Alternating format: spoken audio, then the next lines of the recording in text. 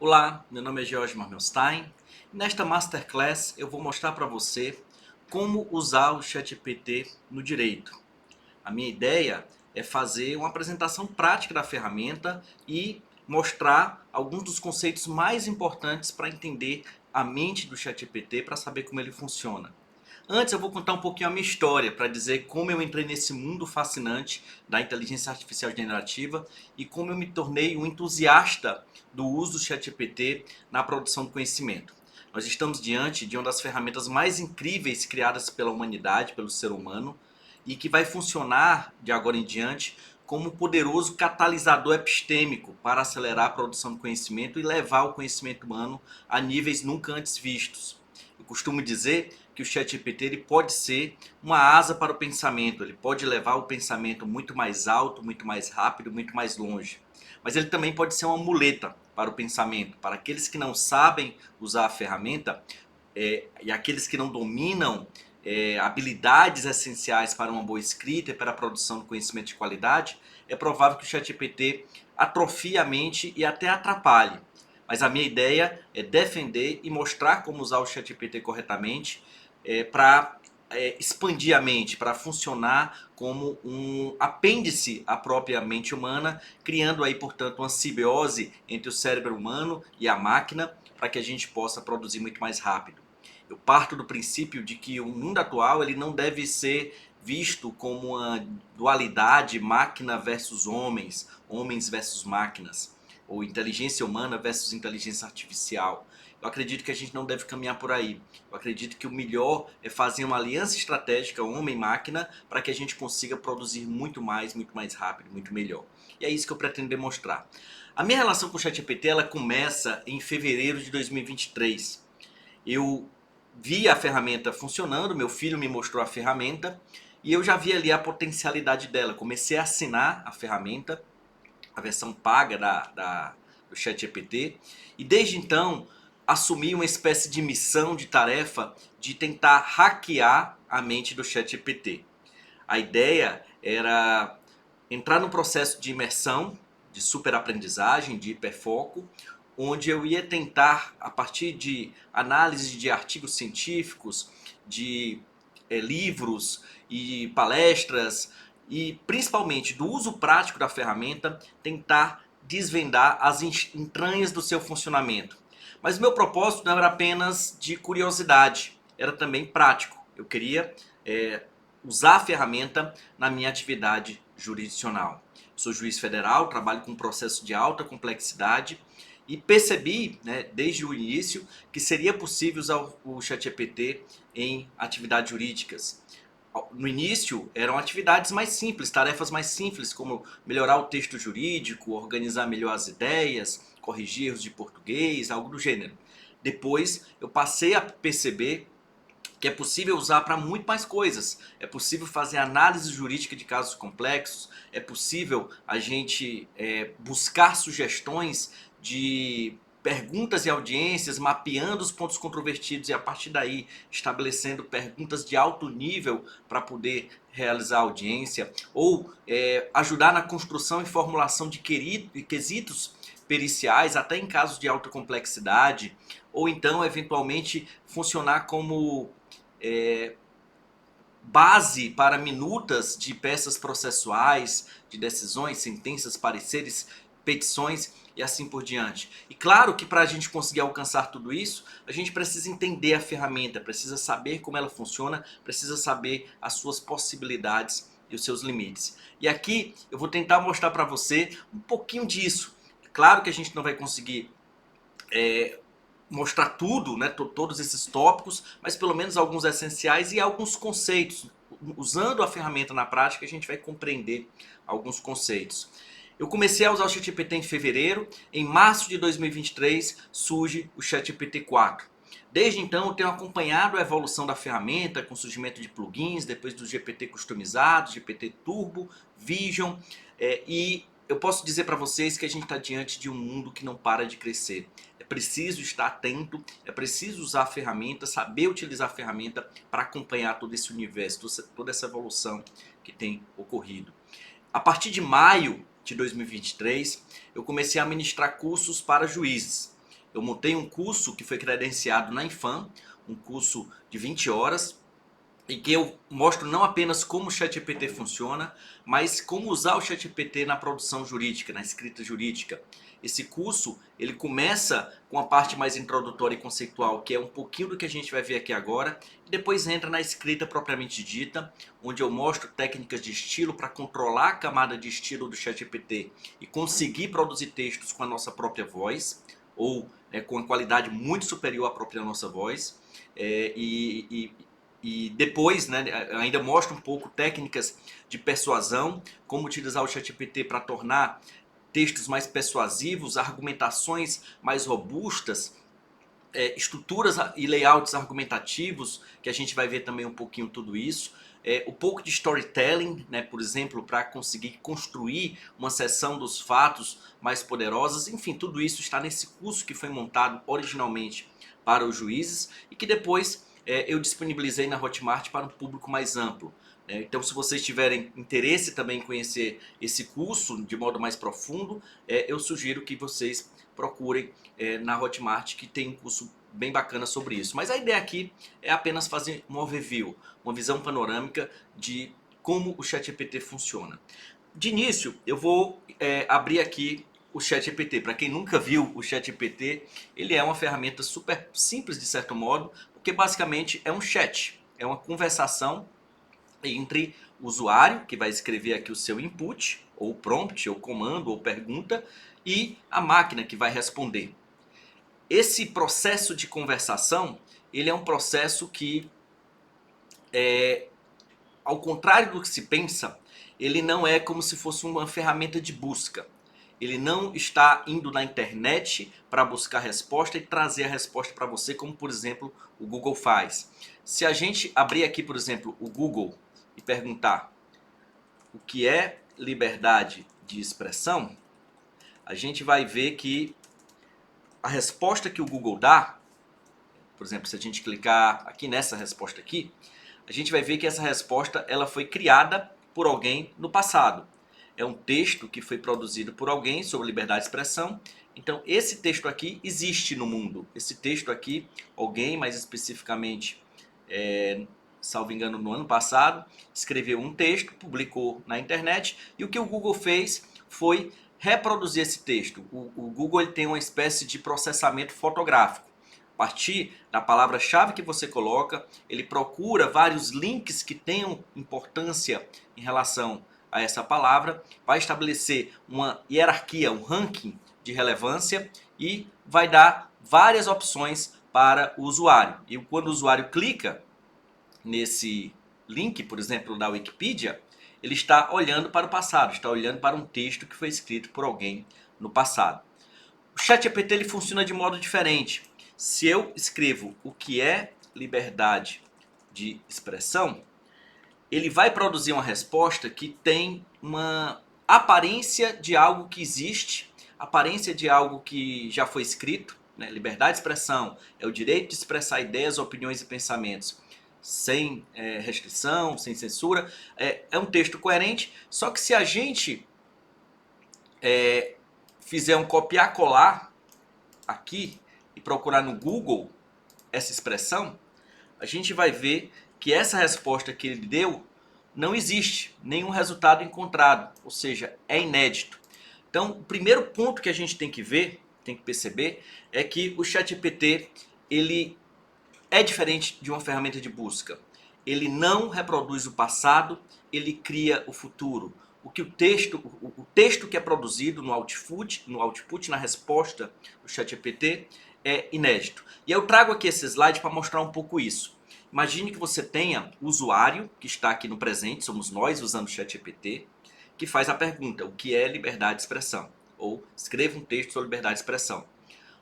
Nesse comando, eu estou solicitando que o ChatGPT ele vá na sua base do passado, que é o conhecimento parametrizado, onde ele aprendeu conexões entre palavras, entre letras, entre frases, e vai reconstruir ou construir, a partir desses padrões linguísticos que ele aprendeu no passado, ele vai criar um texto a partir da solicitação do usuário. Então, o que sai no futuro na máquina, né, o que é produzido pela máquina, é algo inédito. Por isso que eu digo que o ChatGPT ele não reproduz o passado, ele cria o futuro. Todo texto que ele produz é um texto inédito. Ele faz isso de vários modos. E a gente vai mostrar lá na frente alguns modos de usar o ChatGPT, mas eu já quero adiantar para você que quando a gente usa o ChatGPT, a gente não está pegando um texto e trazendo para cá, trazendo para a tela. A gente está misturando em mosaico esse texto, não é um processamento fotográfico, é um processamento em mosaico, e ele está criando um texto a partir da aprendizagem que ele teve no passado, a partir de um conjunto imenso de textos que ele teve acesso. Né? Raramente o ChatGPT cria um texto que já existe. É o que a gente chama de regurgitar. Raramente o ChatGPT regurgita, ou seja, reproduz exatamente um texto do passado. Isso, inclusive, vai explicar as alucinações. As alucinações são criações que a gente vai falar daqui a pouco, em que o ChatGPT cria algo novo. Ele faz isso por padrão, né, no seu modo extrativo, né, no modo errado de usar o ChatGPT, ele faz isso por padrão. O que o ChatGPT faz é imitar textos que têm uma aparência de veracidade, mas que no fundo foram reconstruídos a partir de padrões do passado. Então, de certo sentido, a gente pode dizer que o ChatGPT sonha. Eu vou mostrar aqui para vocês uma imagem que a ideia de sonhar, né, do ChatGPT é porque, na verdade, a memória dele é uma memória fragmentada. É uma memória que ele vai lembrar, por exemplo, no processo de aprendizagem dele, ele viu várias emendas de jurisprudência. Ele viu emendas do STJ, viu emendas do STF, ele viu emendas do TST, mas ele é incapaz de reproduzir essas emendas na íntegra. Só que se o usuário pede para que ele cite a ementa, se ele reproduza a ementa, transcreva a ementa, o que é que ele vai fazer? Ele vai cumprir a ordem do usuário, só que sonhando uma ementa. Ele não vai exatamente reproduzir a ementa. Nessa ementa que vocês estão vendo aqui, com um formato bonitinho de ementa, começa com caixa alta, depois se divide por tópico, lá no final tem STF, ADI, relator ministro Marco Aurélio, relator para acórdão ministra Rosa Weber, tribunal pleno julgado em 25 de 8 de 2025, né, numa data futura, a gente vê que essa emenda aqui não existe, apesar de ter uma aparência de veracidade, ser coerente, ser bem escrita, ser bem organizada, ela foi uma emenda criada, desenvolvida. Nesse caso, eu que determinei os parâmetros para que ele criasse essa ementa com esse formato e com esse conteúdo e com esse contexto. Ou seja, a gente está diante de uma máquina que tem suas peculiaridades, que tem sua forma de pensar e que a gente precisa entender bem a lógica para que a gente não cometa erros. Daqui a pouco eu vou mostrar um passo a passo de como usar o ChatGPT. A gente vai pegar um processo judicial desde a petição inicial, desde a contestação, para que a gente consiga trabalhar isso. Mas eu quero trazer algumas ideias para desmistificar o uso do ChatGPT. Primeiro, a gente pensa que pelo fato de ele ter aprendido com uma base incrível, muito grande de textos, que ele teria uma sabedoria infinita, que ele teria uma sabedoria intrínseca, um conhecimento universal e onisciência. Ou seja, a imagem que a gente tem era, ora, se ele passou os olhos por todos os textos do mundo, ele é capaz de se lembrar de tudo, é capaz de saber de tudo, ele é a inteligência mais completa que poderia existir. Isso é errado, isso é falso. O ChatGPT, ele não é onisciente, não tem sabedoria intrínseca. Na verdade, o ChatGPT, ele não busca respostas na internet, é um ponto que a gente tem que entender. Não está aprendendo com seu uso. Então, eu uso o ChatGPT desde fevereiro de 2023, ou seja, a rigor ele deveria saber muita coisa sobre mim e não sabe, porque a cada janela de contexto, um conceito que a gente vai mostrar daqui a pouco, ele inaugura, né, uma nova conversa e, portanto, ele não lembra de nada do que foi dito no passado. Ele não tem esse processo de aprendizado contínuo pelo uso e nem está consultando a internet. A gente vai ver que existem algumas ferramentas, né, que permitem essa busca em sites externos ao ChatGPT, fora do conhecimento parametrizado, que é o conhecimento de aprendizagem. Mas essas ferramentas são muito limitadas e eu particularmente não gosto. Eu não uso o ChatGPT para busca, né? Mesmo que ele esteja pesquisando na internet. Outro ponto importante é que cada nova conversa, a gente vai ver isso, inaugura uma nova janela de contexto. Então eu posso estar conversando, por exemplo, sobre um caso jurídico específico, né, com ele, né, o caso é assim, assim, assim. Se eu abro uma nova janela de contexto, ele não vai saber nada daquele caso anterior, né? E, portanto, a gente está diante de uma ferramenta que não tem essa pretensão de funcionar como um conhecimento universal, como uma fonte oracular de todo o conhecimento e informação do mundo. Outro ponto importante é que esse conhecimento do processo de aprendizagem dele, ele é estático, fragmentado e limitado no tempo. Ou seja, ele aprendeu o passado, e esse passado tem datas limites, né, de atualização, e portanto ele não tem conhecimento a notícias de ontem, ou de anteontem, ou de um mês atrás. Geralmente a gente está trabalhando com 6 meses, com um ano de defasagem em relação às informações contemporâneas. Significa que a gente não pode usar o ChatGPT? Claro que pode, só que não para isso. Não para obter informação, não para ter acesso a fatos. Aqui eu quero última teoria, antes de a gente passar a uso, é tentar mostrar um pouco disso, de como é que foi feito esse processo de aprendizado de máquina. A rigor, se a gente conseguisse olhar o que é o ChatGPT na prática, a gente vai ver que ele basicamente é formado por 2 arquivos. Inclusive, se a gente tivesse um computador super poderoso, a gente conseguiria baixar esse arquivo no nosso computador e nem precisaria de internet. Alguns modelos mais simples, alguns modelos menos poderosos de linguagem de larga escala, LLMs, né, como o Llama 2, é o que vocês estão vendo aí na prática, alguns modelos mais antigos cabem no computador. Você consegue baixar esses arquivos e colocar no seu computador. O ChatGPT é 100 vezes mais poderoso do que o Llama 2, ou até mais do que 100 vezes mais poderoso, e portanto a gente não consegue baixar. Mas ele está lá, né, estático, guardadinho no arquivo da OpenAI e não está acessando a internet para obter respostas. Então, a rigor, o que nós temos nesses 2 arquivos são os parâmetros, que ao contrário do que se pensa, não são textos, são números. E temos o código, que é como ele deve trabalhar com esses parâmetros. Os parâmetros, eles são fruto de um processo de aprendizado caro, demorado, e que implicou na compressão ou compreensão de trilhões de textos de toda a natureza, que foram transformados em números, e portanto o que o ChatGPT conhece é a relação numérica entre pedaços de palavras, ou tokens, para usar uma expressão mais técnica. Ele não conhece textos propriamente dito.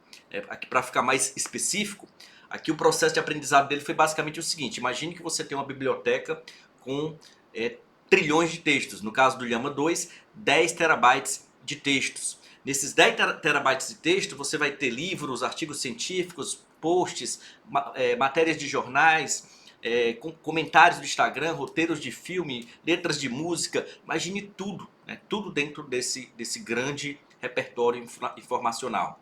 Você submete esses textos, você transforma esses textos em pedaços de palavras, e a partir daí vai rodar um modelo muito caro, né, de aprendizado de máquina, onde ele vai tentar aprender as conexões entre as palavras. Então, se você colocar, por exemplo, o rato roeu a roupa do rei ele vai aprender que a palavra provável seguinte é Roma, dentro de um universo estatístico em que aquelas palavras se repetem. Então ele vai aprender padrões de conexão, padrões entre palavras, e vai comprimir isso em números, em vetores, em parâmetros, e esses parâmetros, eles são, de certo modo, 100 vezes menores do que a quantidade de texto. É como se a gente tivesse zipado aqueles textos e transformado num arquivo mais compacto. Só que ao contrário de um zip comum, a gente não consegue fazer o caminho inverso. Ou seja, a gente não consegue voltar para trás. Eu vou mostrar aqui para vocês um experimento bem interessante. Vou usar aqui o ChatGPT 3.5, que é a versão gratuita, e me dá a certeza de que ele não vai acessar a internet. Se a gente usar o 4, ele pode eventualmente acessar o Bing. Eu não quero que ele acesse o Bing para esse exercício. Vou fazer o seguinte, vamos colocar aqui um exemplo. Isso aqui eu vou mostrar para vocês como o processo de raciocínio do ChatGPT é diferente daquilo que a gente pensa que ele é. É um processo que é baseado em estatística e baseado na frequência de proximidade entre as palavras, né? Então, se eu perguntar aqui, quem é a mãe do Tom Cruise? Ele vai responder aqui essa resposta baseado no conhecimento parametrizado dele. Eu usei aqui o modo extrativo, no sentido de eu fiz uma pergunta, não dei nenhum conteúdo para que ele possa basear a resposta, então ele vai extrair da sua base de conhecimento parametrizado. Como Tom Cruise é uma pessoa muito conhecida, é bastante provável que essa resposta seja verdadeira. Então, se a gente colocar aqui a palavra Mary Lee Pfeiffer no Google, a gente vai ver que ela é a mãe do Tom Cruise. Então, o ChatGPT acertou, né? Acertou. Se eu perguntar nessa janela de contexto quem é o filho de Mary Lee Pfeiffer, é claro que ele vai acertar. Por quê? Porque ele acabou de responder que é Tom Cruise. E aí, portanto, ele vai saber nessa mesma linha, né, que inclusive errou, conhecido como Tom Cruise, né? Thomas Cruise Mafort, né? Então acertou aqui a resposta, porque está dentro de um contexto, está dentro da mesma janela de contexto, em que ele sabe quem é a mãe do Tom Cruise e quem é o filho, né, da Mary Lee Pfeiffer. Agora imagine que eu abra uma nova janela de contexto, vou pegar essa mesma pergunta exatamente e abro uma nova janela de contexto. Uma vez que eu clico aqui, nova conversa, inaugura uma nova janela de contexto, ou seja, inaugura uma nova conversação. E se nessa nova conversação eu pergunto qualquer coisa, ele não vai lembrar das respostas anteriores. Zera o processo contextual, zera a informação que ele tinha e, portanto, todo o conhecimento que ele tem vai ser baseado no parâmetro. Só que a gente viu que ele sabe, pelos parâmetros dele, que a mãe do Tom Cruise é a Mary Lee Pfeiffer. Mas o Tom Cruise, dentro de um universo de informações, é um nome muito frequente, muito comum. Ele aparece em muitos textos da internet e o nome da mãe dele também aparece. Só que o caminho inverso não é verdadeiro, né? Se a gente fazer uma inversão da pergunta e perguntar quem é o filho, ele vai dizer que não consegue responder. Se eu iniciar uma nova janela de contexto, nós temos ainda outras possibilidades, que a gente vai conhecer aqui também, o modo estocástico de como o ChatGPT responde. Ele não responde sempre do mesmo modo. Pode ser que ele diga, não sei, não tenho essa informação, faça uma consulta em um site de busca, de notícia. Ou então ele pode alucinar. Eventualmente, algumas vezes, se eu perguntar quem é o filho de Mary Lee Pfeiffer, ele vai dizer com convicção, o filho da Mary Lee Pfeiffer é o músico Eric Clapton, né? E vai estar alucinando. Então, essa resposta que ele dá, até de que ele não dá, é aleatória, né? E veja que nesse caso ele mudou a resposta. É uma personalidade pública norte-americana, produtora de televisão, casamento com ex-tal. Ela teve 3 filhos com modelo: Ted, Eleanor e William. No entanto, não possui informações sobre qual deles você está se referindo. Veja que interessante aqui, né? Na primeira vez ele disse que não sabe, que é uma resposta honesta, uma resposta correta. Nesse caso, ele não só diz que sabe, como ele dá o nome. Olha, tá aqui. Mary Lee Pfeiffer dá detalhes, casou com o ex-vice-presidente dos Estados Unidos, Walter Mondale, teve 3 filhos, Ted, Eleanor e William. No entanto, não possui informações. Isso parece verdadeiro, mas é falso. Isso é alucinação. Isso é o que a gente chama de alucinação. O que nos faz perceber que a gente nunca deve usar o ChatGPT para extrair dados, obter fatos, sobretudo quando são fatos e dados poucos disponíveis na internet. Vou dar aqui um outro exemplo usando o direito para que a gente veja como é que isso funciona. Cite o artigo 5º da Constituição Federal. Aqui eu posso dizer com vocês que há uma chance de ele acertar. Eu acho que 90% das vezes ele vai acertar essa resposta. Por quê? Porque o artigo, eu vou colocar o caput, né, para facilitar a resposta. Porque o caput do artigo 5º da Constituição, ele é um texto muito comum, muito frequente, muito disponível. Então ele vai conseguir dizer que o caput do artigo 5º é todos são iguais perante a lei, né, porque tantas vezes ele repetiu, ele passou por esse processo na sua aprendizagem, que ele consegue regurgitar esse texto tal como ele é. Mas se eu colocar agora cite o artigo 181. Aqui ele vai ter 3 respostas possíveis. Uma das respostas é que ele vai dizer que não sabe, não tem essa informação, o que é honesto, é justo, de fato ele não é capaz de regurgitar textos mais raros. Ou ele vai inventar, porque eu estou mandando ele citar e ele vai cumprir o que eu faço, ele faz o que eu mando, né? E aí, portanto, ele vai inventar um texto para o artigo 181, ou ele vai acertar, o que vai ser raro, porque esse texto é muito raro. Então, a chance de ele regurgitar ou transcrever corretamente é muito rara. Então, vamos ver qual é a resposta que ele vai dar. O artigo tal, e ele está citando aqui um artigo bem bonitinho. Se a gente colocar esse texto aqui no Google, vamos ver se esse texto existe, né? Vamos ver se ele está acertando. Eu confesso que eu não sei, pode até ser que ele tenha acertado. Eu acredito que não, eu acredito que é quase certo que não. Na verdade, esse é o artigo 73 da Constituição, né? E aí, portanto, ele errou o artigo, ele regurgitou certo, ou seja, ele conseguiu transcrever corretamente, mas o artigo mencionado é o o 73, não é o 81. Ou seja, ele inventou, ele criou. Nesse caso, uma criação até curiosa, porque ele copiou o artigo de outro dispositivo e trouxe aqui para o 181. Muitas vezes ele inventa um artigo que nem existe, né? Por quê? Porque é um modo de ele processar a informação, ele processa em mosaico, ele cria sempre. Então, lição número 1 sobre como não usar o ChatGPT. Nunca faça isso. Nunca use o ChatGPT para pedir, para extrair fatos, dados, números, datas.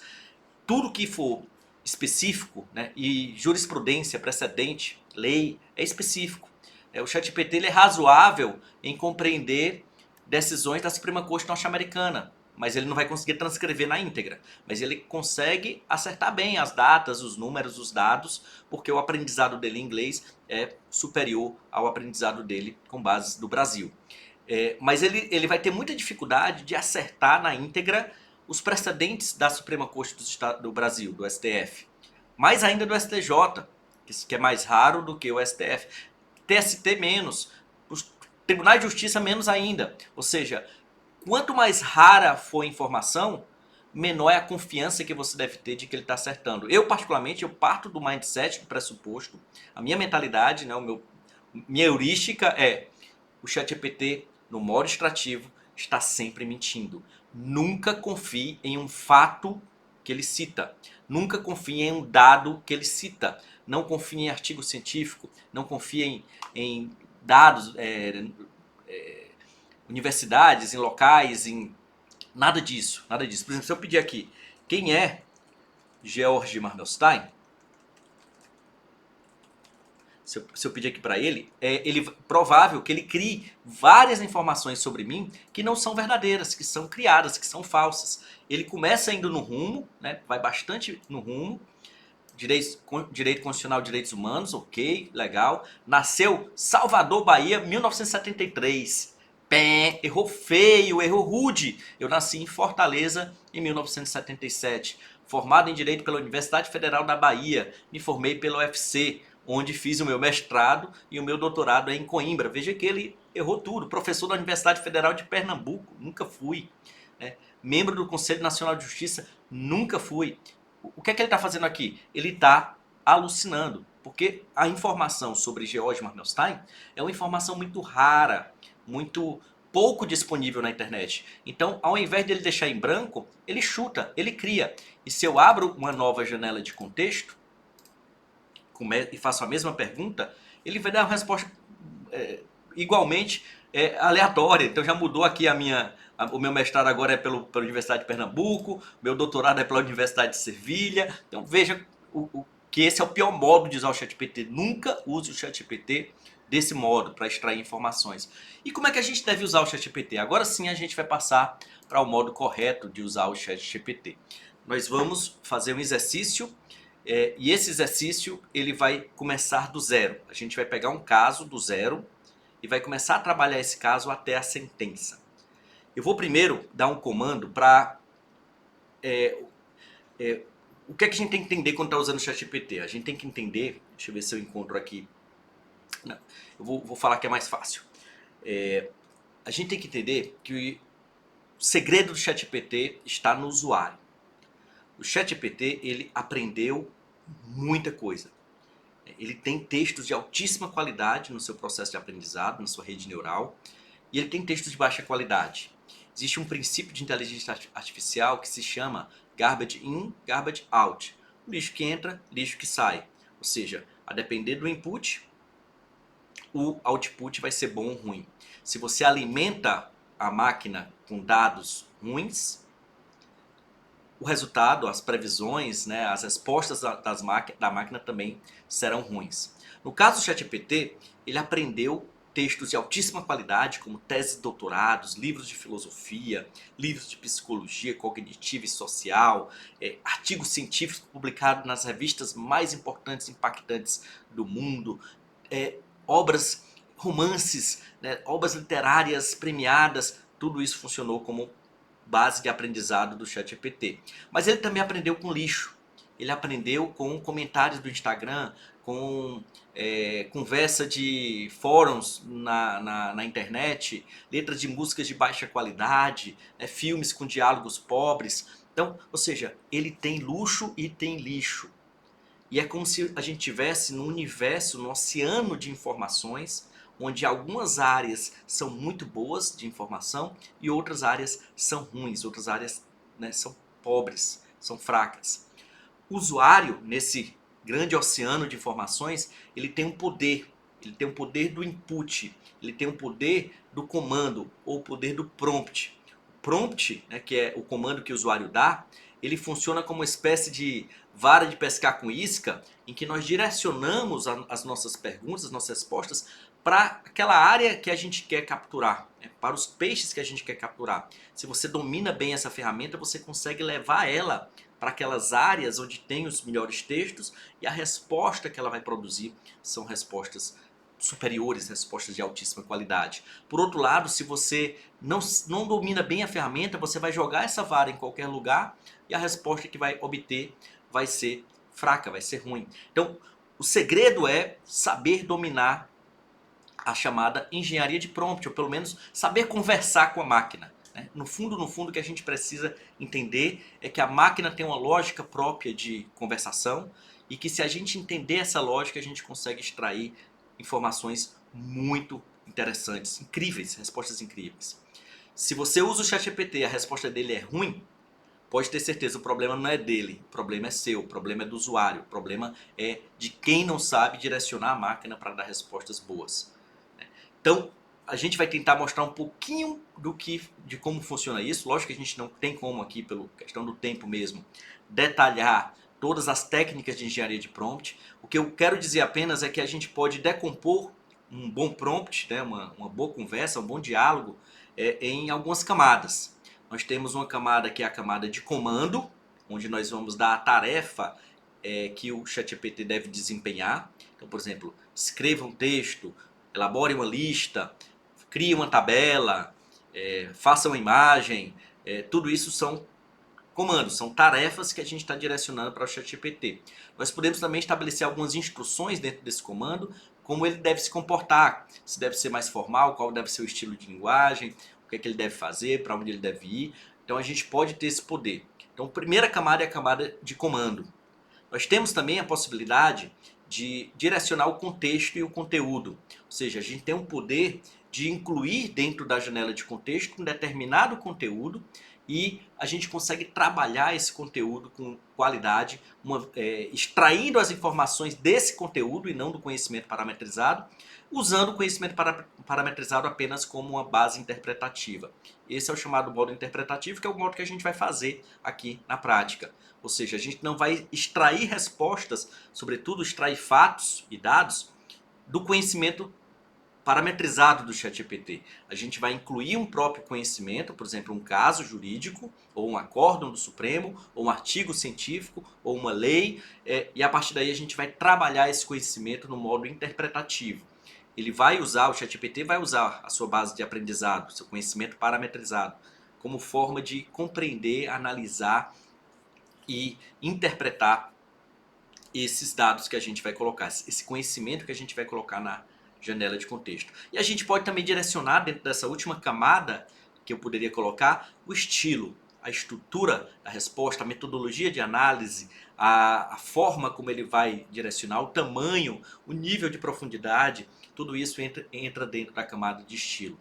Então, se eu digo, por exemplo, escreva uma poesia sobre o amor, escreva é o comando, poesia é o estilo, amor é o conteúdo, que nesse caso eu estou pedindo para ele extrair da camada dele exatamente qual é o conteúdo. Eu poderia direcionar até melhor, incluindo o contexto. Escreva uma poesia sobre o amor para minha namorada que gosta de bolo de chocolate. Então ele vai fazer uma poesia sob medidas, né, nessa perspectiva da namorada que gosta de bolo de chocolate. Então a gente vai tentar mostrar aqui um pouquinho dessa lógica das camadas dentro de um prompt. Claro que numa versão bem simplificada, para a gente mostrar como usar corretamente a ferramenta nessa perspectiva. O primeiro comando que eu vou dar é o seguinte: guarde o texto a seguir e diga OK. E eu vou colocar aqui o texto que eu quero que ele guarde. Nós temos um comando, aqui eu estou dividindo o nosso comando em duas partes. Primeiro aqui é o comando, né? Guarde o texto a seguir, diga OK. Eu quero apenas que ele responda OK. A resposta dele eu espero que seja OK com algumas variáveis, mas geralmente ele vai responder OK. E aqui eu tenho um texto que eu acabei de copiar-colar, né? Eu usei um atalho para fazer esse copiar-colar. Posso depois comentar um pouquinho sobre esses atalhos que eu vou criar aqui para mostrar para vocês. Não faz parte do ChatGPT, mas é um bom instrumento para usar o ChatGPT, porque ele funciona como uma espécie de mecanismo de gestão de prompts para a gente conseguir organizar melhor os nossos prompts. Nesse caso, eu coloquei o texto aqui. Estou usando, né, esse símbolo que é o de tag, para quem não conhece, que são delimitadores. Poderia ser colocado conteúdo, texto. A palavra texto não é necessária. O importante é que ele comece com esse símbolo para iniciar, para marcar, né? Aqui é um marcador ou delimitador, para marcar o início do que é o texto ou a camada de conteúdo. E lá no final, a gente vai ver o marcador de final, que basicamente é esse símbolozinho. A gente vai ver o ponto importante antes de partir para algo mais complexo, sofisticado. Tenha em mente de que o ChatGPT ele é uma ferramenta no code, ou seja, ele não precisa de programação, você não precisa aprender nenhuma linguagem específica. Ele é conversação em linguagem natural. No entanto, se você souber estruturar bem os seus comandos, seus prompts, se você souber organizar isso com marcadores, usando Markdown, por exemplo, a gente vai usar bastante Markdown em alguns comandos, ou delimitadores como as tags. Aqui poderia ser inclusive colchetes ou chaves, enfim. O importante é delimitar, é separar o que é o comando, que nesse caso é guarde o texto e diga OK, e o que é o conteúdo, né, ou o contexto. Então, uma vez que eu clico aqui, ele vai rodar e espero eu que o output dele seja algo próximo a OK. OK, deu o comando que eu queria. A partir de agora, nós vamos mostrar como o usuário amador usa essa informação e como o usuário profissional usa. O que é que nós fizemos aqui, né? Por que eu fiz isso? Porque eu queria inserir um determinado conteúdo dentro da janela de contexto para que a gente possa usar o ChatGPT para interpretar, extrair informações desse conteúdo. Esse conteúdo ele é formado por um processo judicial em que ele tem uma petição inicial, uma contestação e uma réplica, né? Algo em torno de 5, 7 páginas e, portanto, esse conteúdo está inserido aqui dentro. Eu fiz questão de usar o copiar-colar, ou seja, eu copiei e colei aqui dentro do prompt esse conteúdo, porque você vai conseguir fazer isso até na versão gratuita. Se você estiver usando a versão paga, você tem o poder de anexar o processo usando essa ferramenta. Nessa ferramenta você pode anexar o PDF, anexar o Word, anexar Excel, anexar PowerPoint, você pode anexar qualquer arquivo que contenha texto ou imagem e aí, portanto, ele vai fazer a leitura desse dispositivo sem que você precise copiar e colar. O copiar e colar tem vantagens, né? Porque uma vez que a gente coloca essa informação na janela de contexto, a gente tem uma certeza de que ele vai fazer uma análise mais completa de toda essa informação. Mas aqui eu quero apenas dizer que meu objetivo foi inaugurar uma janela de contexto com o conteúdo que eu quero trabalhar. A janela de contexto, ela funciona como se fosse uma pegada, né, uma caminhada em que você vai deixando o seu rastro ao longo da conversação. E os caminhos futuros, eles são dependentes daquilo que você traçou no passado. Então, é como se você estivesse abrindo uma trilha, né, e os flancos dessa trilha vão ser direcionados pelo seu caminho. Na medida em que você vai caminhando, você consegue abrir novas possibilidades, olhar para trás e conseguir enxergar o que você já caminhou, né, o passado.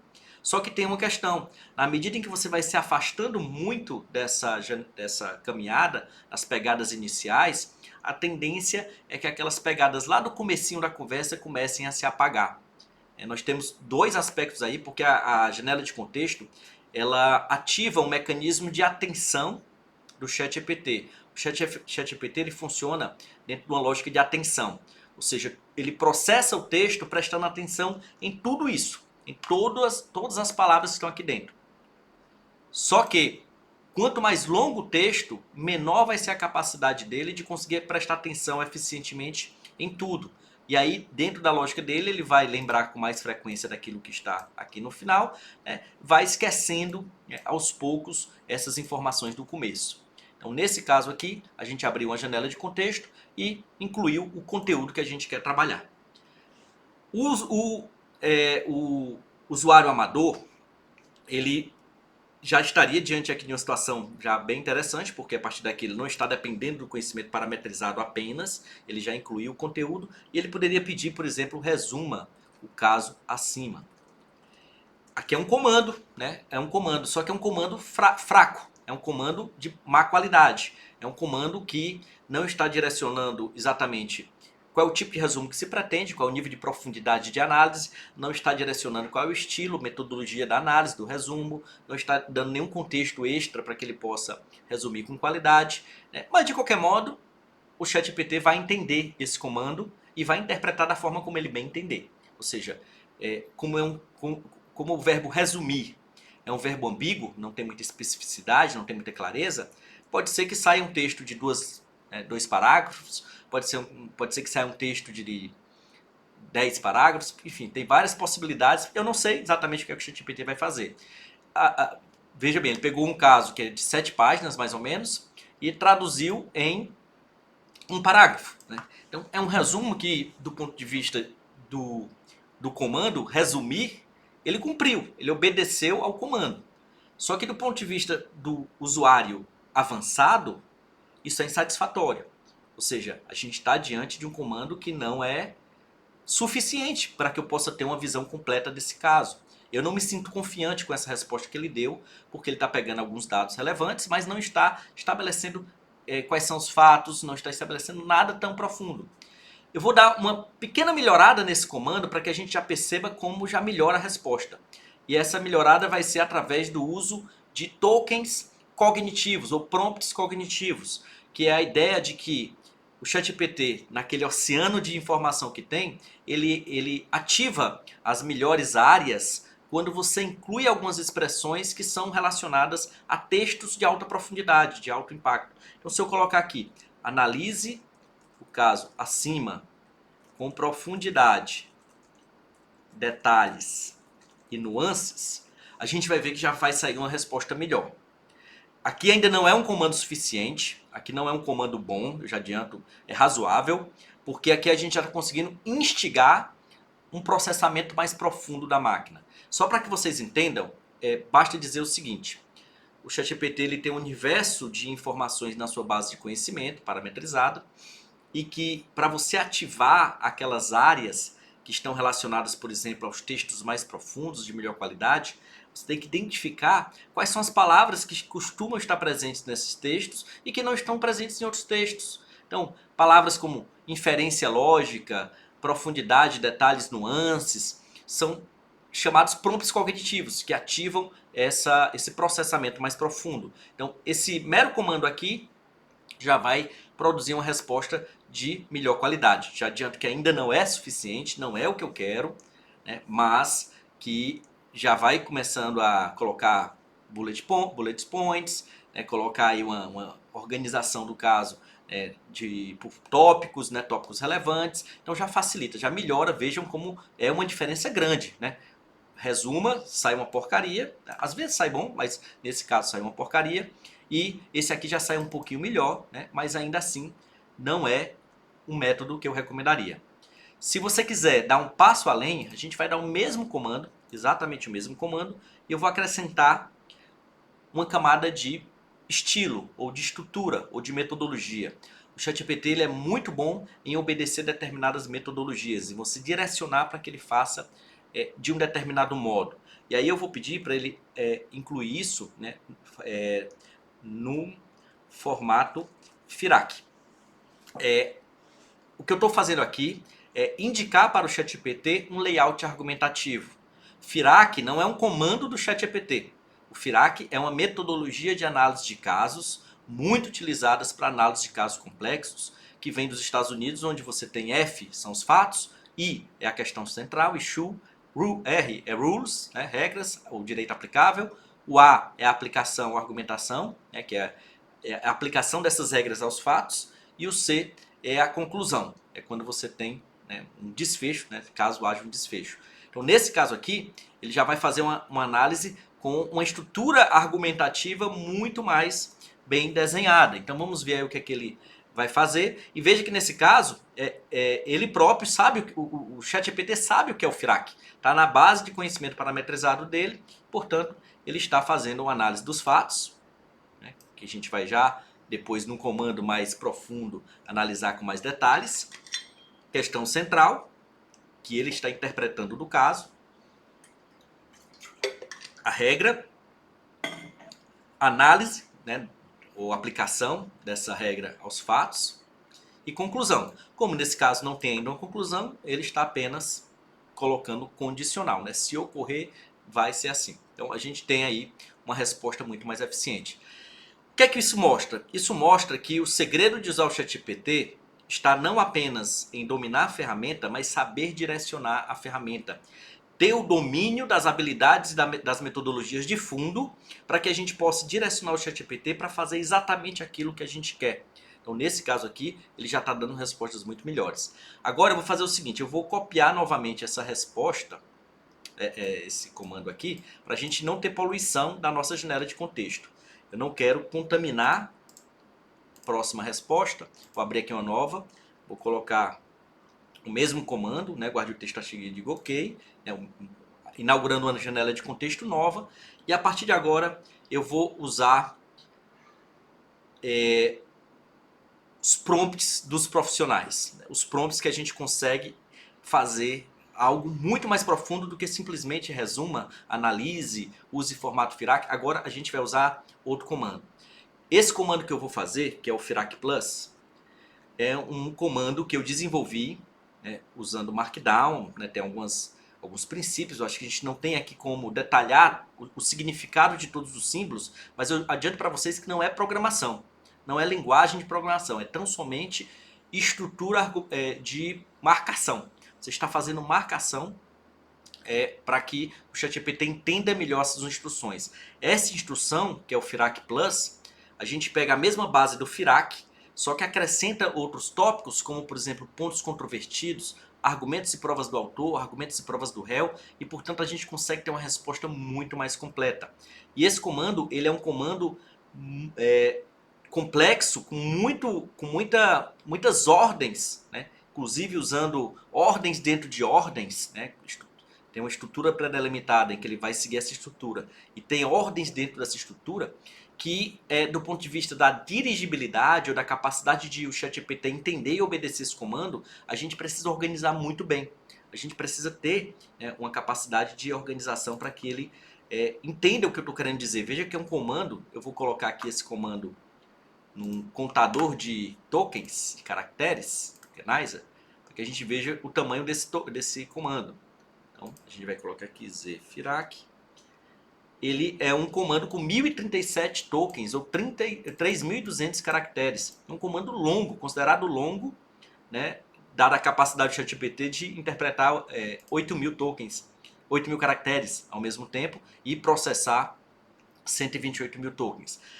O que é que ele está fazendo aqui? Ele está extraindo os dados do processo, eu que determinei que ele seguisse essa estrutura. Então é um caso da Justiça Federal do Ceará, terceira vara, né, tipo de ação, ação cautelar de busca, apreensão e restituição de menor.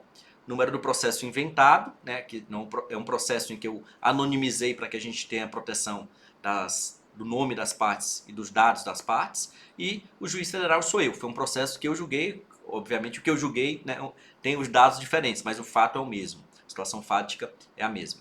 Então, quais são os fatos? Veja como ele organiza melhor esses fatos. Eu pedi para ele listar, né, os fatos relevantes, e ele está incluindo aqui os fatos. Cláudia de Souza, residente no Brasil, e Fritz Hermann, cidadão alemão, estabeleceram um relacionamento e tiveram um filho, Mateus, nascido na Alemanha.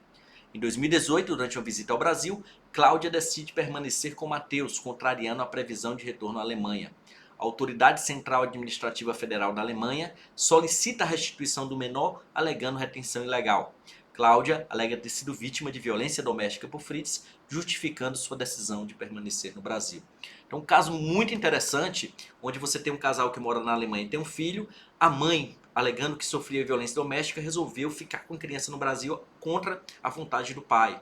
O pai acionou a diplomacia, porque a Convenção de Haia determina que, em situação assim, o dever do juiz é restituir a criança para a Alemanha, para que a justiça alemã decida com quem fique a criança. E aí o papel do juiz brasileiro é, cumprindo a Convenção de Haia, determinar a devolução, a não ser quando haja as hipóteses de exceção. E uma das hipóteses é violência contra o filho, né? Integridade física e moral do filho, mas não há previsão de não cumprimento da Convenção de Haia em caso de alegação de violência doméstica contra a mãe. Então você vê aqui a questão central. Deve o menor Mateus ser restituído à Alemanha sob a Convenção de Haia sobre aspectos civis do sequestro internacional de crianças, considerando as alegações de violência doméstica no ambiente familiar? Pontos controvertidos. A alegação de Cláudia sobre violência doméstica e seu impacto na decisão de retenção do menor. A aplicação da Convenção de Haia no contexto das alegações de violência doméstica. Então ele captou os pontos controversos, muito interessante, porque são dois tópicos aqui basicamente. Primeiro, se houve violência doméstica, esse é um ponto controvertido. E segundo, se caso tenha havido violência doméstica contra a mãe, se isso é motivo para não cumprir a Convenção de Haia. E aí ele coloca o direito aplicável, a Convenção de Haia, né, e a legislação brasileira e alemã. Análise, né, argumentos e provas da parte autora, que no caso a autor da ação é a União, representando a Alemanha, né, representando o interesse da Alemanha. Então Mateus deve ser restituído para garantir a aplicação de Haia, e enfatiza guarda conjunta legalmente estabelecida na Alemanha, né? A Alemanha que deve decidir sobre a guarda. A Cláudia argumenta que a permanência da criança é no melhor interesse de Mateus e que houve violência doméstica. Como prova, né, apresenta um boletim de ocorrência, embora o inquérito tenha sido arquivado por falta de provas. Conclusão, como ainda não tem, ele vai dizer, olha, não se pode determinar a solução final para o caso, sem uma avaliação judicial detalhada dos argumentos e provas para ambas as partes. Deve-se ponderar a proteção do menor, respeito aos tratados internacionais e as alegações de violência doméstica, buscando uma solução que atenda ao melhor interesse da criança. Nesse prompt, eu usei também emojis, porque os emojis eles vão ter uma razão de ser dentro da engenharia de prompts.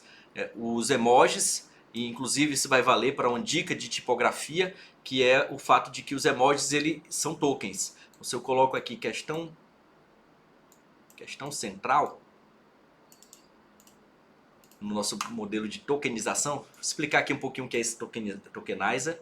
A gente vai ver que o token que eu tiro aqui, vou colocar só o token. Esse emojizinho, ele é um símbolo que ele é compreendido pelo ChatGPT. Ele tem 3 caracteres, né? É interpretado como 3 caracteres e tem 4 tokens. Então ele é muito rico do ponto de vista informacional, né? Esse token. Ele representa numericamente, o ChatGPT está lendo isso, né? Quando está analisando esse emoji. E por que isso é importante? Porque ele vai funcionar primeiro como fonte de informação, ou seja, o token ele tem poder informativo, né? Com poucos tokens a gente consegue informar muita coisa, inclusive emoções, usando emojis, né? Com poucos, né? Emojis têm esse poder de transmitir emoções, e nesse caso específico, como é um comando muito complexo, eu uso também os emojis como forma de garantir que ele está cumprindo o que eu estou mandando. Então é uma forma de perceber o cumprimento, a obediência dele ao que eu estou determinando. Essa é a função desses emojis aqui. Vamos passar para o próximo nível, que é o seguinte: uma vez que a gente tem uma compreensão do caso, a gente já poderia tentar, né, usar o ChatGPT também no modo criativo, para que a gente consiga, por exemplo, obter sugestões de perguntas em audiência, né? O próximo passo aqui desse processo, a gente encerrou a fase de conhecimento, agora a gente vai para a fase de instrução, e a instrução basicamente aqui vai ser uma audiência de conciliação, mas também uma audiência para que a gente possa ouvir as partes, né? E aí, portanto, nesse caso aqui eu vou dar um comando para que a gente possa ter uma sugestão de perguntas e audiências. Nesse caso, apesar de eu ter dado um atalhozinho aqui para criar esse comando um pouquinho mais longo, se eu colocar simplesmente sugira perguntas e audiências, já saía algo legal. Nesse caso aqui eu estou incluindo também alguns prompts cognitivos para dar um pouco mais de poder a essa resposta. Então a gente vê, né, que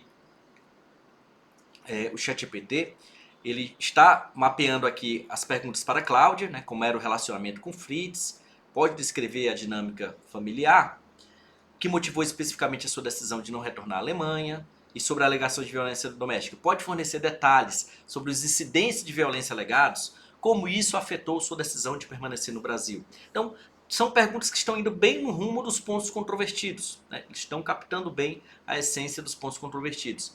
No entanto, se a gente perceber bem, são perguntas que não têm rapport. São perguntas que são secas. Imagine você, juiz homem, está fazendo coleta do depoimento de uma pessoa que alegou, né, que sofreu violência doméstica, e você pergunta, né, você pode fornecer detalhes sobre o incidente de violência? É muito seco. Então a gente poderia, né, e aqui vem um outro poder que a gente tem de usar o ChatGPT, que é a ideia de você saber como... Eu sei como eu devo lidar com casos sensíveis. Eu sei que eu tenho que colocar rapport, que é um pouco mais de emoção. Então, nesse caso aqui, eu tenho também um comandozinho, cognitiva, onde eu vou pedir para que essas perguntas elas sigam a metodologia de entrevista cognitiva, né, que é muito mais humana, né, muito mais emotiva, empática, porque tem rapport. Então, você já começa aqui a entrevista. Bom dia, Cláudia. Sou o George Marmelstein, estamos aqui para conversar sobre alguns eventos importantes. Seu relato é fundamental para entendermos melhor a situação. Lembre-se de que está bem não lembrar de tudo. Qualquer detalhe que você possa fornecer, mesmo que pareça pequeno, pode ser útil. Contextualização. Vamos começar falando sobre como vocês se conheceram e como era a vida juntos antes de Mateus nascer. Pode descrever esses primeiros momentos, como as coisas evoluíram até a decisão de virem ao Brasil? E aí é o aprofundamento. Agora eu gostaria que você contasse mais sobre o período logo antes e depois da viagem ao Brasil. Como você se sentia? Havia algo em comum, preocupante acontecendo naquela época? E aqui, veja como muda também, né? Alegações sobre violência doméstica. Cláudia, você mencionou alguns incidentes de violência. Pode contar em detalhes esse momento? Lembre-se, qualquer pequeno evento ou sentimento que você possa recordar será importante. Então, é muito mais empático, você tem muito mais riqueza de perguntas nesse modelo. E aí você termina com o encerramento. Agradecemos muito por compartilhar suas observações e experiência. Sua contribuição é essencial para compreender melhor o caso. Há algo mais que você lembre e queira acrescentar? Então, ele desenvolveu aqui, obviamente, observando, seguindo a metodologia que eu estabeleci, que é a metodologia mais poderosa de depoimento, de ouvir testemunha, ou vítimas, ou autores, que é a entrevista cognitiva, com relatos abertos, sem sugestionamento, de modo mais empático. Tudo isso, né, está embutido nessas perguntas que ele consegue fazer e captar graças a um direcionamento que eu determinei, né, que eu orientei ele a fazer isso. Pois bem, então a gente já viu que o ChatGPT ele é muito bom para fazer análise de caso, modo interpretativo. Ele é muito bom também em criar, né, perguntas, criar quesitos periciais, pegar casos complexos e conseguir captar suas nuances. Será que ele consegue fazer uma sentença? Será que ele consegue julgar o caso? E aqui a gente precisa também desmistificar algumas coisas sobre o ChatGPT. Um ponto importante que eu quero colocar aqui é o seguinte.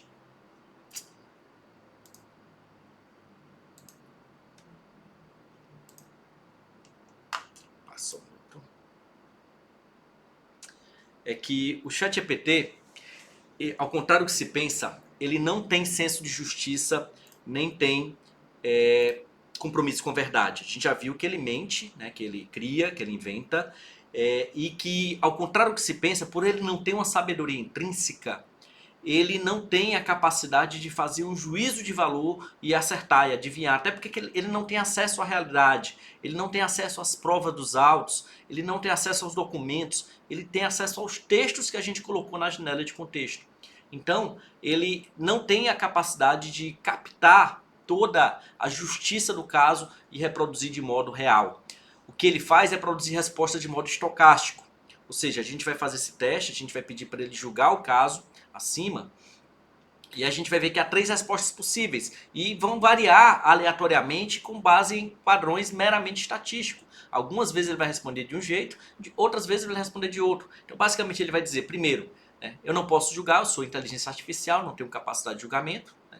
Então, é uma das respostas possíveis que ele pode dizer.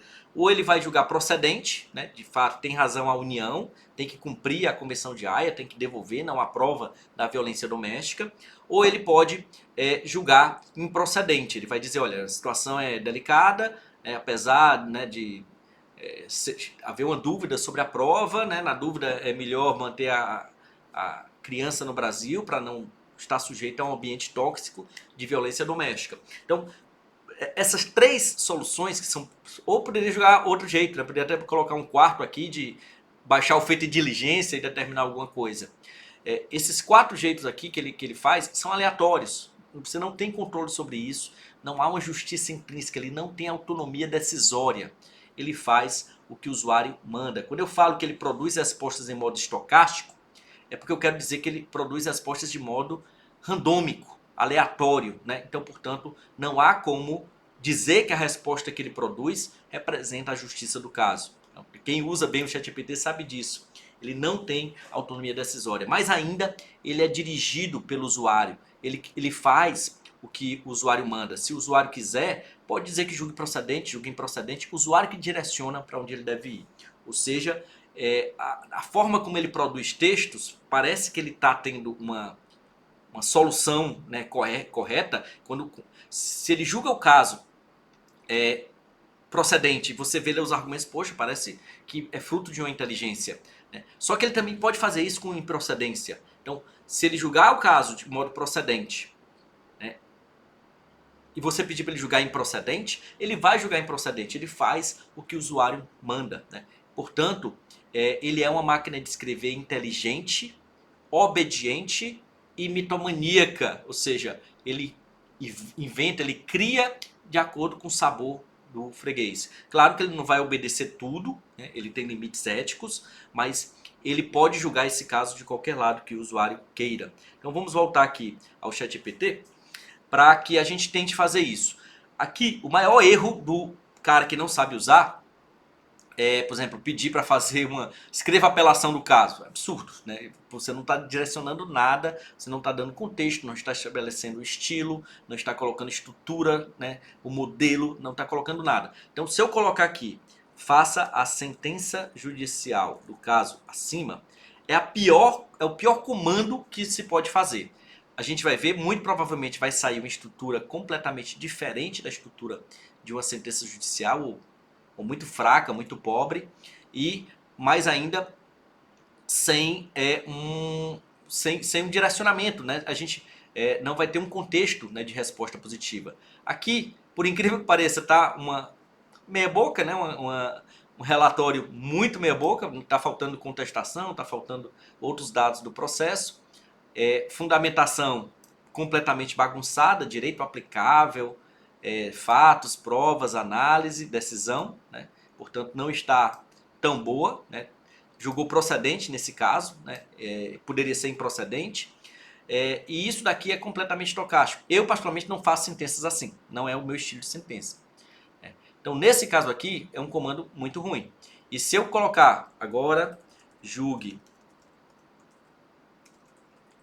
improcedente, ele vai fazer o texto fazendo exatamente o que eu estou mandando. Ele cumpre o que eu estou mandando, né? E aí, portanto, está estabelecendo os dados do processo, ok? George Marmelstein, processo tal, extraído dos dados que ele pegou lá, que eu inseri no processo, está fazendo o relatório da sentença, vai fazer uma fundamentação, né? E a partir de agora, ao invés de julgar procedente, vai julgar improcedente.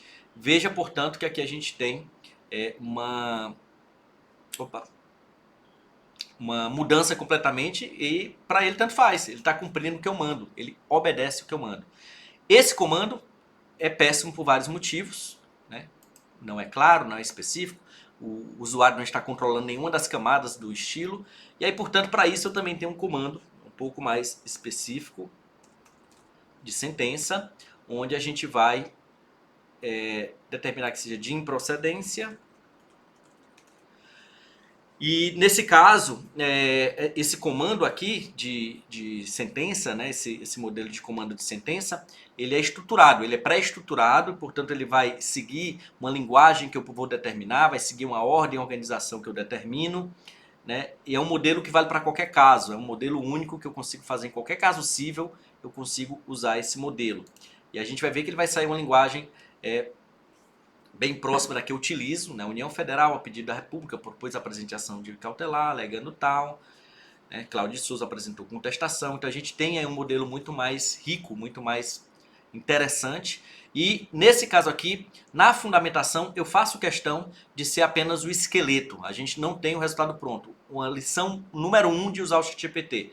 O ChatGPT, o Cloud, modelos de LLMs, não são para produto final, ele não dá a última palavra, eles não dão a resposta pronta, eles dão um rascunho, eles dão o primeiro passo, eles dão um esqueleto. Eu gosto de dizer que aqui nós temos um esqueleto da sentença. Acelerou muito o processo de produção porque ele me deu um esqueleto e a partir de agora eu posso incluir musculatura. O que é a musculatura? A musculatura pode ser jurisprudência, pode ser doutrina, pode ser legislação. E como é que você faz isso? Fora do ChatGPT. Fora. Por quê? Porque a gente viu que o ChatGPT não é bom em trazer doutrina, em trazer jurisprudência, porque ele alucina, ele inventa. Então, se eu pedir aqui, inclua jurisprudência sobre esse caso, ele vai incluir e vai alucinar, porque ele não é capaz de regurgitar, transcrever exatamente um precedente sobre esse caso que existe. Ele vai inventar, ele vai criar um que parece real, mas é falso. Então, nunca coloque musculatura factual, né, de dados, de precedentes, de doutrina, de leis, aqui dentro, né, no sentido de pedir para ele incluir, né, para ele extrair da base dele. Você tem duas opções. Ou você inclui o conhecimento, anexando na janela de contexto o que você quer que ele inclua, né, ou você inclui fora. Eu acho mais prático incluir fora do ChatGPT. Eu uso aqui apenas para fazer o esqueleto e a musculatura eu faço depois. A não ser que você queira colocar aqui uma musculatura, a musculatura sobre argumentativa, né? Uma musculatura argumentativa ou conceitual, você consegue colocar aqui mesmo sem precisar sair do ChatGPT. Então, se eu quiser que ele inclua na fundamentação argumentos sobre com base na ideia de que a violência contra a mãe é também uma violência contra o filho. Então, nesse caso aqui, eu posso colocar essa musculatura argumentativa ou outras. Desenvolva melhor o conceito de violência doméstica, desenvolva melhor o princípio da integral proteção da criança. Essa parte conceitual, essa parte argumentativa, você pode usar a base extrativa, o conhecimento parametrizado do ChatGPT para desenvolver. O que você não pode é pedir dados, fatos, precedentes, tudo isso. Então você tem aqui o argumento que foi colocado, né, e portanto, né, começa a ter um pouco mais de robustez e musculatura. Pois bem, aqui a gente começa a encerrar a nossa Masterclass, já está durando muito mais do que eu gostaria, porque eu fico empolgado, e vou deixar aqui para vocês a ideia de que se quiserem aprofundar, conhecer melhor como se faz esses prompts mais complexos, como é que se usa o ChatGPT pago para fazer GPTs customizados, para incluir os anexos no ChatGPT. Se você quiser conhecer um pouco mais isso, recomendo que conheça o curso de escrita jurídica com ChatGPT. É um curso bem legal que inclui também não só a parte do ChatGPT, mas de escrita jurídica e persuasão, né? Inclusive layouts argumentativos, estrutura argumentativa, métodos de persuasão para petições, para advogados, tudo isso é comentado usando o ChatGPT, como dar mais robustez e musculatura às petições usando técnicas de persuasão e de argumentação robusta. Então, conheçam esse curso, está lá na Hotmart. E eu vou encerrar aqui trazendo algumas ideias sobre tipografia, né? Como é que a inteligência artificial generativa ela pode afetar a ideia de tipografia, ou seja, a linguagem do advogado nas petições. O ChatGPT, ele tem uma lógica própria de pensar e de analisar e de ler, né, de compreender. Primeiro, né, ele é uma ferramenta que é focada em atenção. O mecanismo de atenção está na base de raciocínio do ChatGPT. Se você dá um conjunto de inputs, ou seja, de comandos, de frases, e ele vai processar isso, estabelecendo pesos diferentes para cada palavra.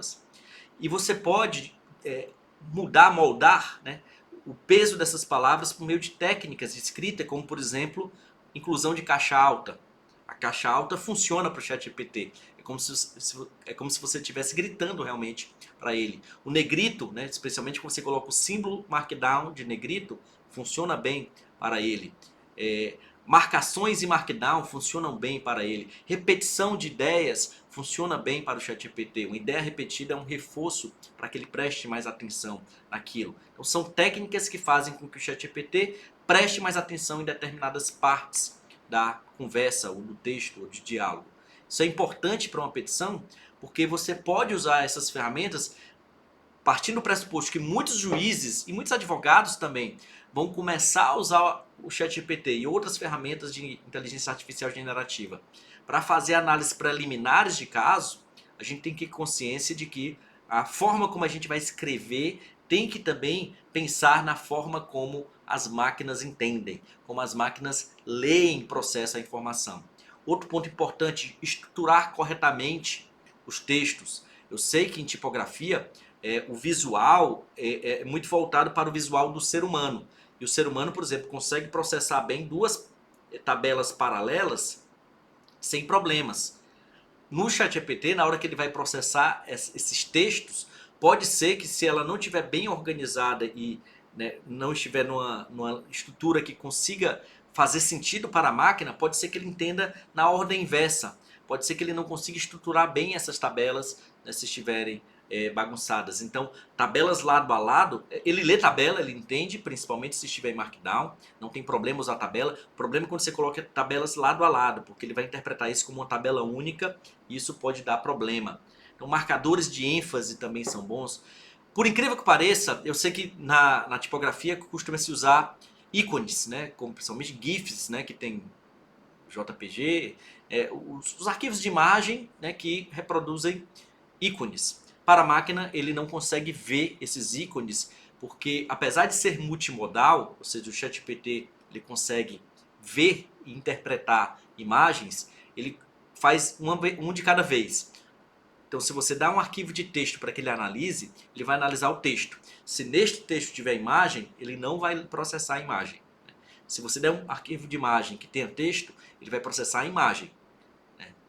E eventualmente vai até interpretar o texto, mas vai precisar ler como imagem para depois transformar em texto, para depois passar para a leitura do texto.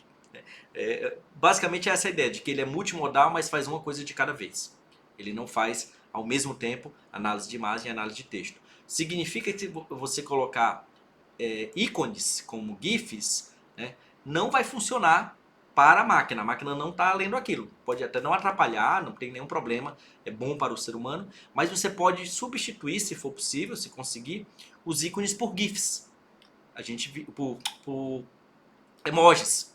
Né? Emojis funcionam bem, a máquina entende o emoji. Então, se você conseguir, ao invés de colocar GIFs, colocar emojis, pode ser que funcione. E por fim, eu queria destacar um ponto importante, que cada vez mais o visual, né, o design, ele recomenda o uso de ferramentas de visualização, inclusive colocando a fotografia do documento, né, o scanner do documento dentro das petições, o que é muito útil. Eu, como juiz, posso dizer para vocês que adoro quando vem a prova toda anotada, né, desenhada na própria petição, que você não precisa ficar abrindo os anexos. Então isso é prático para o juiz, é excelente para o juiz.